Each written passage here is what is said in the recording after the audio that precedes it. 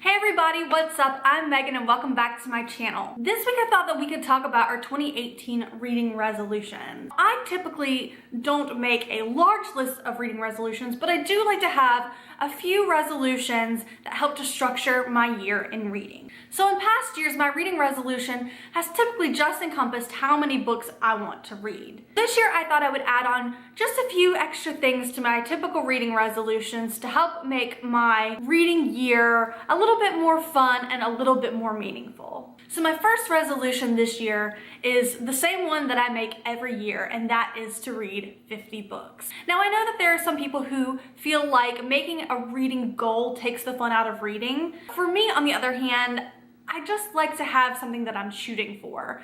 And throughout the year, I will go back and revise it. So last year, for example, I hit 50 books in June or July.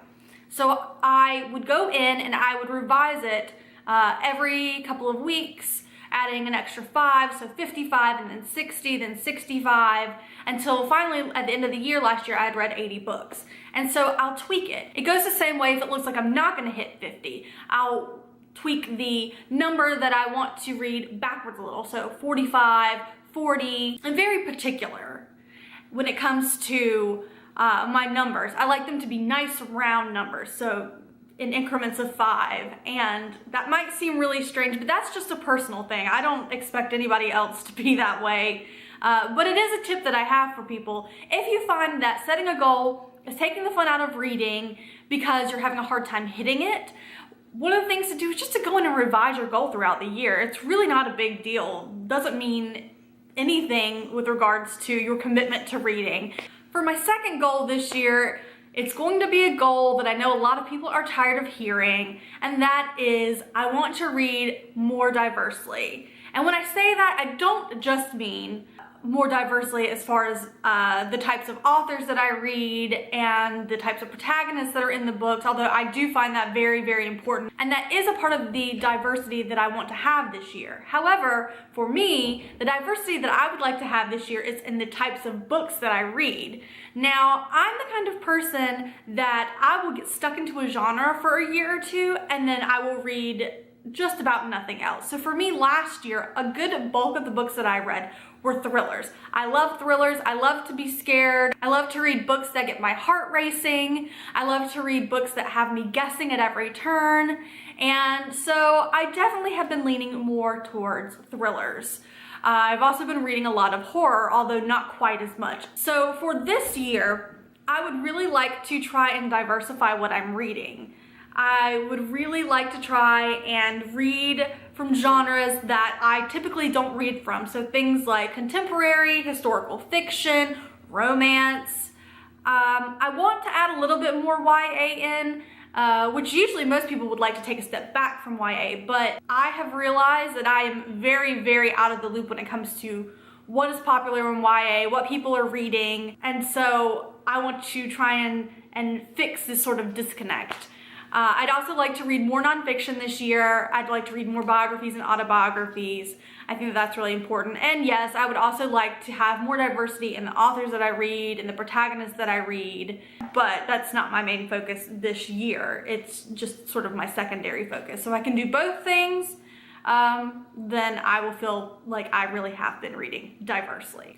And my third resolution this year goes back to what I said in my last video about how I've been trying to embrace minimalism. One of the things that I would really like to do this year is to unhaul enough books so that only my favorites remain. And this actually might have to be a multi-year project because I am the person that tends to take home all of the orphaned books, or when someone else is getting rid of their books, the first thing they do is go, hey Megan, do you want to read these? Do you want to take these? And of course I say yes. So I really need to A, stop doing that, and then B, I would like to get through those books, read them. If I'm not going to read them, I want to go ahead and get them out of the house, but I want to unhaul books and then have more space on my shelves for the books that I actually do love and do want to reread. I want to feel a little bit lighter in the book area, which I know is strange for booktubers to say, hey, I'd really like to have less books this year. And that's not to say that I won't, pick up books here and there to read, but I want to make sure that for the most part, more books are going out than are coming in. And, you know, that's just a personal goal. I realize that that goes against like the entirety of the booktube covenant. But, you know, minimalism, that's what I'm on right now. And hey, it works for me, doesn't have to work for you, and that's totally okay. So before I go, I really wanted to have a quick discussion about what you guys think about reading resolutions and reading challenges. Now, I know that there are sort of two different camps when it comes to reading resolutions. One being the camp that I'm in, which is that reading resolutions are a lot of fun and they just help kind of structure your year in reading. Then there's a second camp that think that reading resolutions take the fun out of reading. So for really competitive readers, I've heard that having a reading resolution or a reading challenge can stress them out, that if they don't complete the challenge, that it makes them feel bad. And you know, my biggest piece of advice is that whenever you're creating these resolutions and when you're creating these challenges, literally just do it for you. Do not pay attention to what anyone else is doing. Don't pay attention to how many books they're reading or how fast they're doing it.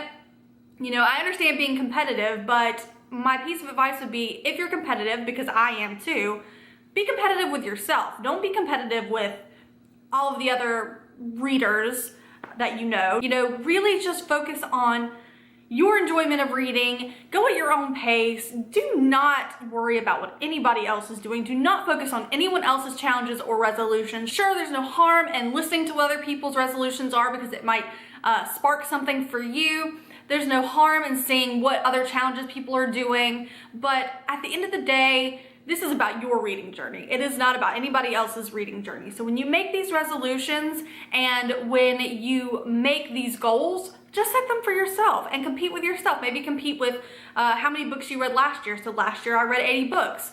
Right now I have my typical goal of reading 50, but I would love to read more than 80 because then I can be like, yes, I beat myself last year. But if I don't beat myself, then, you know, I still read. That's more than most of the population.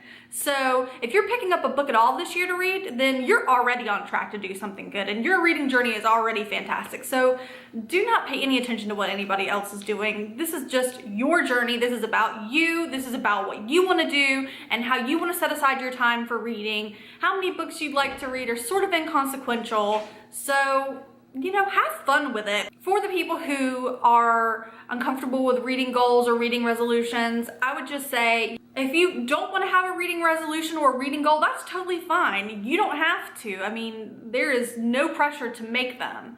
And if you do want to make them, don't put any pressure on yourself. This is really just about you, and don't feel bad. If anything makes you feel bad, then you shouldn't do it.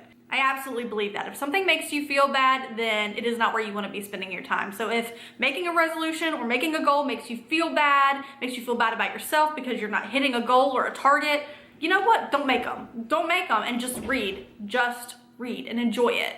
But I do not inherently find resolutions to be bad. I do not inherently find reading goals to be bad. And keeping track of it, I don't think that there's anything wrong with that. I think that it's different strokes for different folks, and you know, I love a reading challenge. I love having reading resolutions, but they are literally just for me. They have nothing to do with anybody else and anybody else's goals.